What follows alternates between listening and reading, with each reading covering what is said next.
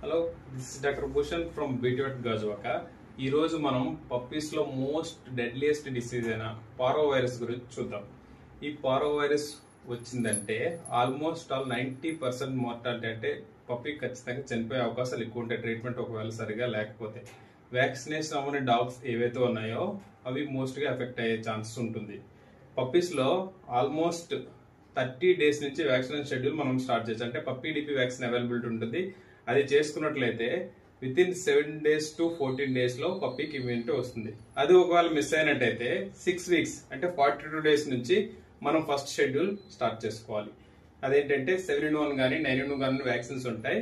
ఇవి ప్రతి 21 days కి అంటే ఫస్ట్ ఒక వ్యాక్సిన్ 2 boosters లెక్క వేసుకోవాలి. వేసుకుంటున్నట్టయితే పప్పీకి కంప్లీట్ గా మనం ఇమ్యునైజేషన్ చేసినట్టు అవుతుంది. అసలు ఈ పారో వైరస్ అనేది ఎలా స్ప్రెడ్ అవుతుంది?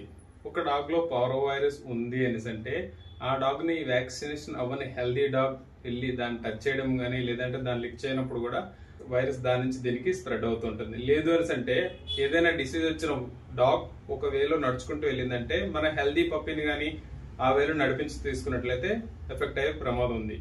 లేదు, ఈవెన్ మనం బయటకు వెళ్తుంటాం, ఇవి బయటకు రాకపోయినా మనం బయటకు వెళ్తుంటాం, మన చెప్పుల ద్వారా కానీ షూ ద్వారా కానీ మన ఇంటికి క్యారీ చేసుకుని వచ్చినప్పుడు ఇవి వాటితో ఆడినా కూడా వైరస్ వీటికి సోకే ప్రమాదం ఉంది. ఈ పారో వైరస్ లో లక్షణాలు ఎలా ఉంటాయంటే స్టార్టింగ్ స్టేజ్ లో ఫుడ్ తినడం మానేస్తుంది. అలా లెథర్జిక్ గా ఒక మూలనే పడుకొని ఉండిపోతుంది. ఇనీషియల్ గా వామిటింగ్ స్టార్ట్ అవుతాయి.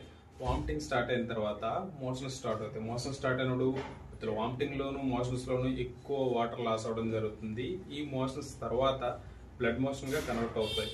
ఎప్పుడైతే బ్లడ్ మోషన్ కన్వర్ట్ అయ్యాయో ఇది ఇంకా సీరియస్ కండిషన్ కి దారితీస్తుంది. మీరు వెంటనే సంప్రదించి బాడీ డీహైడ్రేషన్ రీప్లేస్ చేసుకునేటట్టు సెలైన్స్ పెట్టుకోవాలి. దానికి తగ్గ మెడిసిన్స్ యూజ్ చేసుకోవాలి. ఫస్ట్ పెట్ పేరెంట్ గా మనం మారే ముందు, అంటే ఫస్ట్ టైం పప్పీని తీసుకున్నప్పుడు కానీ లేదంటే కొత్త పప్పీని తీసుకునేటప్పుడు కానీ మనం 12 సంవత్సరాల నుంచి 16 సంవత్సరాల బాండ్ ఈ పెట్స్ తో ఏర్పరచుకుంటున్నాం.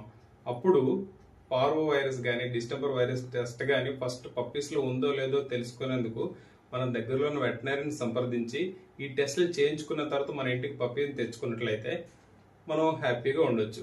ఇది ఎందుకు చెప్తున్నానంటే ఒకసారి వైరస్ బాడీలోకి ఎంటర్ అయిన తర్వాత 3 నుంచి 7 రోజులు అయితే కానీ లక్షణాలు బయటికి రావు. అందువల్ల కొత్త పప్పీని తీసుకున్న వెంటనే ఒక 3-4 days లో మీరు హాస్పిటల్ చుట్టూ తిరగడం ఒకటి మీకు ఎకనామిక్ లాస్, రెండోది మెంటల్ గా డిప్రెస్ అయి ఉంటారు తెచ్చుకున్న వెంటనే పప్పీ ఎఫెక్ట్ అవ్వడం వల్ల.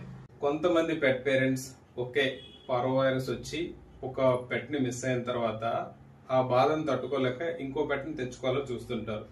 తీసుకోవాలనుకున్నాడు పారో వైరస్ క్లీనింగ్ ఎట్లా చేయొచ్చు? చీప్ అండ్ బెస్ట్ మెథడ్ ఏంటంటే బ్లీచింగ్ పౌడర్ వాటర్ లో కలిపి మొత్తం ఇల్లంతా క్లీన్ చేసి, లేదు అని అంటే దానికి ముందు పెట్టకి ఏవైతే బౌల్స్ గానీ లేదంటే బాల్స్ గానీ ఆట వస్తువులు గానీ ఏవైతే యూజ్ చేస్తామో అవన్నీ బ్లీచింగ్ వాటర్ తో క్లీన్ చేస్తే వైరస్ ని చంపేస్తాయి. డెటాల్, సావలాన్ మిగిలిన ఏవి కూడా వైరస్ ని చంపలేవు. ఇంకా మీకు పారో వైరస్ గురించి కానీ ఏదైనా డౌట్స్ ఉన్నా లేదంటే కొత్త పప్పీని తీసుకున్నప్పుడు ఏమైనా డౌట్స్ ఉన్నా కూడా కింద కామెంట్ చేయండి, అన్నిటికీ రిప్లై ఇస్తాం. Please like, share, subscribe to this channel. Thank you.